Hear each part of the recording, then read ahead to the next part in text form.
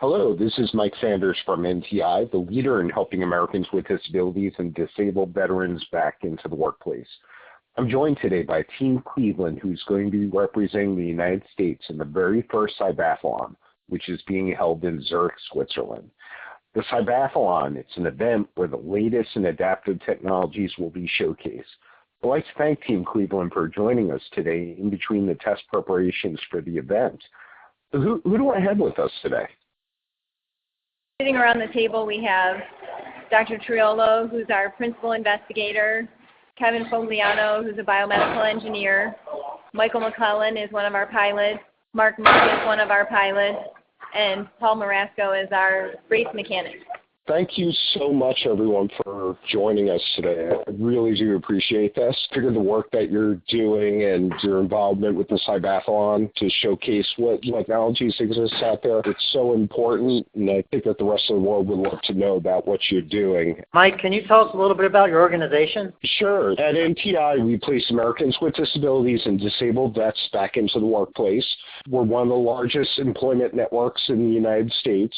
We've placed people with Fortune 500 companies nationwide, and some of those companies, they include IBM, Amazon, the IRS, and we're also advocates too. So not only do we place people and we mentor them, train them in order to get back into the workplace and make them feel part of life again. And it sounds like you're doing the same thing with all the work that you're doing on your end. Right. We don't claim to have any impact on people's work lives, but what we are in the business of is providing options for people with paralysis that enable them to do things that are difficult or impossible from the wheelchair. If there is an employment opportunity that requires someone to stand to reach something, the recipients of our systems will have an accommodation so the employer doesn't have to make an accommodation. We focus on mobility, standing, stepping, even seated posture, stability in the wheelchair. Our latest projects stabilize the spine and the pelvis in the wheelchair so that people don't have to hang on while they're reaching things or are less likely to be bounced out of a wheelchair if they hit an obstacle or something. We're all about enabling the person rather than changing the environment so that people can be functional in all kinds of environments and without any other adaptive equipment, like without a special reacher or something unique to do one job. We're trying to provide options for the person to do things themselves, figure out how to do things themselves. And Michael can speak up because he has something he wants to say too. Okay, sure. I was just trying to indicate to Ron, I was showing him my arm muscles, say muscle mass and bone density, which I have found to be just synonymous with this whole system. I mean, the system has allowed me to not only stand and reach things that I otherwise couldn't. I mean, the other week I got off a plane catching a tight connection, and the aisle chair didn't come in, so I was able to get off the plane with my system. The point is that since using this bicycle, I've seen the mass increase in my muscle, which is huge with people with paralysis, because that's one of these things, the atrophy and bone density that is afflicted by the paralysis. And not only is it something that we tend to feel self-conscious about, but also we are no longer maybe on that short list if at times something comes along to, quote, cure this paralysis. Out of curiosity, how long have you been part of this process? I got injured in 2009. I was implanted in May of 2011. And the cycling, we've been doing it now. They know better about timeline, but I think it's been since March I've been training daily. We started playing with bikes, I don't know, about 18 months ago, almost 2 years, and it was more or less a lark. We were trying to find a way to give these guys choices for exercising, because to be able to stand and step, well, first of all, after paralysis, your muscles atrophy. And to be able to stand and step and use the implants functionally, you need to be in good condition. Your muscles need to be strong, and you need good endurance. And standing to work at a counter or lifting ankle weights from your wheelchair gets pretty boring after a while, and we're trying to find new ways that would be a little more fun for these guys to better engage in exercise and actually look forward to doing it. Mark can tell you his timeline too. This is Mark. My injury was in early 2008, and I've been in the program for 4.5 years. It was implanted early 2012. I've been cycling continuously since about May of this year, and trying to get focused on getting better at it, as well as the standing and walking in the background. And just like Michael said, bone density, muscle mass, and better circulation are keeping us healthy. For me, at 59 years old, the cardio workout is incredible. So that's probably the number one thing for me that's working in my life right now. Being able to breathe better because I get some good cardio exercise. Both of you, you're experiencing some physical changes in your life because of this technology. Absolutely. I think they're healthier with the exercise they got after the implant, even before we started biking. But I think the bike has multiplied that. They'll tell you they feel stronger and healthier now after 3 or 6 months of exercise on the bike than they did after 3 or 4 years of working out the way we used to. Michael just whispered in my ear to tell you their times. They've dropped 30 seconds in their time since they started working out. It's having its effect. They're getting faster and faster on the bike and stronger and stronger as they keep working. Yeah, the numbers speak for themselves. I mean, for me to have a 307 to be dropped down to a 226 is within of itself clearly evident that things are improving. It's okay. Everyone will know our times tomorrow. Yeah, exactly. We're trying not to let the other teams know our times, Michael. But I'm not going to say anything. But also they've increased their endurance. You know, when we first started cycling with them, Michael could go for about 10 minutes and then his muscles were fatigued, and now he can ride for over an hour. We don't even actually know how long he could ride because he just pretty much never stops. He could just keep going and going, and the same with Mark. So we've seen a huge improvement in their endurance. That's important because the time is probably due mostly to the bike. The bike has improved. Yeah. Paul's worked hard on making the bike faster, but you can't argue that the exercise having its effect.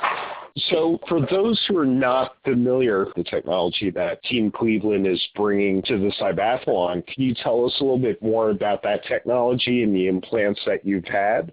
When there's an injury or a disease process that affects the central nervous system, that's the brain or the spinal cord. So that could be an accident that leaves a spinal cord injury or multiple sclerosis, MS, or even stroke.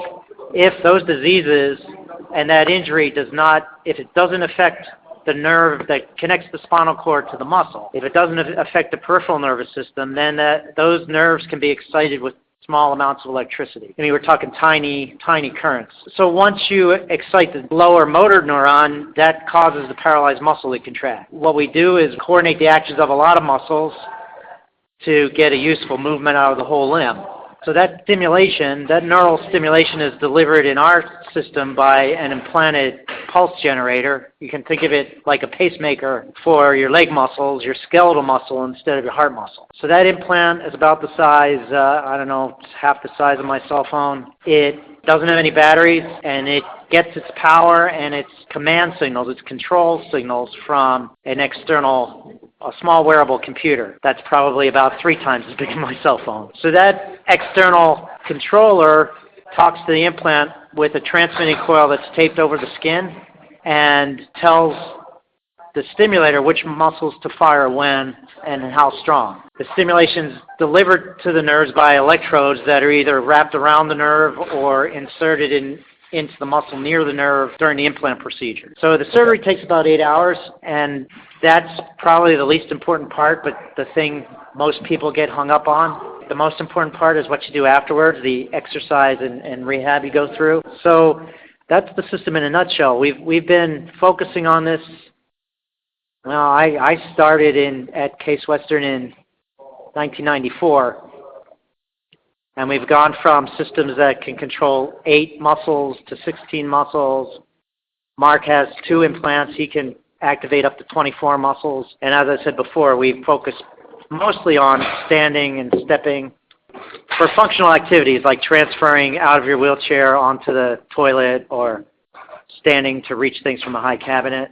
Lately, we've been focusing on function while you're still sitting in your wheelchair, which people will still be in their wheelchairs most of the day. So that's what the system does. It's an implanted system that does neural stimulation, activate the otherwise paralyzed muscles. So bringing that technology to the Cybathlon, what are you hoping to achieve or find out about this technology? I think everyone should answer that question for themselves. What I want to do is I want to raise awareness of just the existence of assistive technology. The whole idea of the Cybathlon is to show what robotics and computers, the amazing technologies that's out there now, that to show what it can do to enable people and to unleash the potential of technology to change the lives of people with disabilities. So it's an awareness building exercise. Personally, I want to show what the implanted technology can do, because I think we're the only group here, not just in the bike race. I think we're the only, I don't know, is there an implanted BCI group? I don't think so. Anyway, I know we're the only group in the bike race that uses an implanted system, and one of my goals is just to show people what it can do and what its advantages are, because, like I said, I think people get hung up on the surgery. The stimulated responses, the muscle responses are stronger, more repeatable, more isolated, meaning you can stimulate one muscle at a time instead of a bunch of muscles. So much better than stimulating currents that you drive through the skin by placing an electrode on the surface of the muscle. That's my reason for doing this, and to be part of the international community that's focusing on assistive technology. I'm here because I think that bicycles themselves are a symbol of independence and freedom, and I think this is probably one of the coolest applications of riding a bicycle and doing exactly what it's supposed to do, to give people the opportunity to get out and away from the house without actually having to have someone there with them. And so, and I think, again, it's the competitive event itself is raising awareness. I also think it showcases a lot of technologies that are coming online that are people are starting to be able to use and realize in meaningful ways. So those are the main reasons that I'm here, is to be a part of this. So I think what's important to me from a physical therapy standpoint is that, we've given back a sense of freedom to these individuals by allowing them to get out and exercise. They don't have to stay in a gym. They don't have to use adaptive equipment. We're using a bike that is a commercially available bike, and we've just modified it to allow them to ride it with their stimulation. And it just feels good physically, and it's also really good for their mental well-being to get out there. And I think that just showing this technology and, again, going along with what Dr. Trillo and Dr. Marasco said, just raising awareness to the whole community and internationally. Michael, Mark? Well, I think the team has kind of covered it quite nicely. Personally, the awareness. The fact is that the Veterans Administration, along with Case Western Reserve University, has been the huge contributor to this whole event. The reason I'm here is primarily the VA. The VA houses APT, Advanced Platform Technologies. We're housed there, we work out there, we come out of there, and that's taxpayers' dollars. So the fact that we can get on a global stage and get the exposure that we're going to get from here is going to let people know what their tax dollars is doing. And I think that's important in a day and age where you see so much waste in that department. So I just think it's great for the public to know that. I think that it's important to instill some sense of hope for those that are newly injured, and also those that are chronic. It's a hope that we need in the community of people with physical disabilities. That challenge alone is just buoyant by knowing that there's possibilities, and I think that we're definitely bringing that to the forefront, that there is possibilities, along with all the other countries that are here representing other disciplines. I can appreciate what Ron said about being part of the international community, and just showing up today and looking around at the preparation and the people involved worldwide. I heard 70 different teams doing different disciplines. And from where I came from, struggling with how to be happy and be in a chair and how to be okay with that, and then finding these guys and working out of a humble little corner of the VA in Cleveland, and what they're doing within the lab and the work that they're putting out, and the team, who they are, and the successes. It's just great to be part of a winning team like this. Not necessarily in the competition, but I think we're winning as we individually improve. And every time that I get an improvement, it's an improvement for the whole team. It's sort of like digging the well for the future people too, because who knows what this is going to turn into, what the next step is. Plus, we all want to win. What do you think your chances are in the Cybathlon this year compared to your competitors? I wouldn't bet against us. That's all I'm going to say. That's great. What do you think gives you the competitive edge compared to your competitors?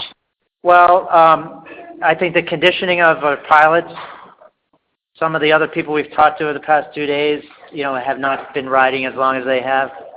And I think it's the nature of the stimulation, the implanted nature of the technology, the fact that this system is part of them, it's a permanent part of them, it's available whenever they want to use it, whether it's to exercise while they're sitting in their chair, on or off the bike. I think I'd be less confident if we were doing things the same way as everybody else. I think the implant definitely gives us an edge. Now, a majority of the other teams, they're working with a surface-based stimulation in order to make that occur, or what is the other technologies that exist? Yeah, it's surface stimulation. So they're just putting patches on their muscles to stimulate. And as Dr. Trillo mentioned, there's issues with that. It's not repeatable, so your response can change from day to day. You have to place those electrodes in the right place to get the right response, to stop, to prevent recruiting other muscles that are not desirable. So it's a more rudimentary way of stimulating the muscles, and it's not as exact as what we're doing with the implant. Surface stimulation is kind of like a TENS unit. You're familiar with TENS? Absolutely. Or you see Shaquille O'Neal advertising these icy hot stimulators that put on your lower back. So that's the surface electrode pad. That's the kind of thing we're talking about. We use that technology too to help prepare people before the implant. So our guys exercise with surface stimulation before they get the implant, and so it has its place for sure. It's another option. There's nothing against it. I know that a lot of people who are listening to this, especially the people who we help at NTI, are probably going to be curious on whether or not this is commercially available, this technology. Or is there an adaptation of it in the future that will be commercially available? Well, this particular generation is not commercially available. It's a research-grade device. It doesn't have FDA approval for marketing. We're allowed to use it for experimental purposes. We build them ourselves. It's a design that came out of CASE and the VA, like Michael said. The issue with commercializing this particular technology is that spinal cord injury is a relatively small market. There are only about 250,000 people in the United States with paralysis from a spinal cord injury. I think extending that to include MS and stroke is going to be the key to making this a commercial success for somebody because of the market size. People have tried, but to make a 20% return for your investors in 2 years is difficult with a Class 3 medical device that has to be surgically implanted. There are members of our group at CASE who have iterated on the design You know, the systems we're using were designed over 15 years ago, and we're still getting lots of good life and uses out of them. But as you can imagine, electronics have changed, and the new generation, which is just now starting first in man trials, alpha trials, the very first recipients, that's being done under the auspices of a nonprofit organization that was formed to help get these devices into the people who need them. So if you can imagine a nonprofit organization, the goal to essentially commercialize, to disseminate these kind of technologies to people with spinal cord injuries to begin with.